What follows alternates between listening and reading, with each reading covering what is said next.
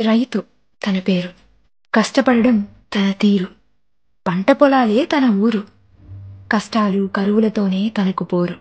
కూడబెట్టాలనే ఆలోచన తనకి లేదు, శ్వాస ఉన్నంత వరకు కూడు పెట్టాలనే ఆశతోనే బ్రతుకుతున్నాడు. 4 గింజలు తింటే కడుపు నిండుతుంది అనుకునేవాడు మనిషి. అవే 4 గింజలు పొలంలో జల్లితే నలుగురి కడుపు నిండుతుంది అనుకునేవాడే రైతు. అందరూ అంటున్నట్టు రైతు చేసేది వ్యవసాయం కాదు, ఈ వ్యవస్థకి సాయం.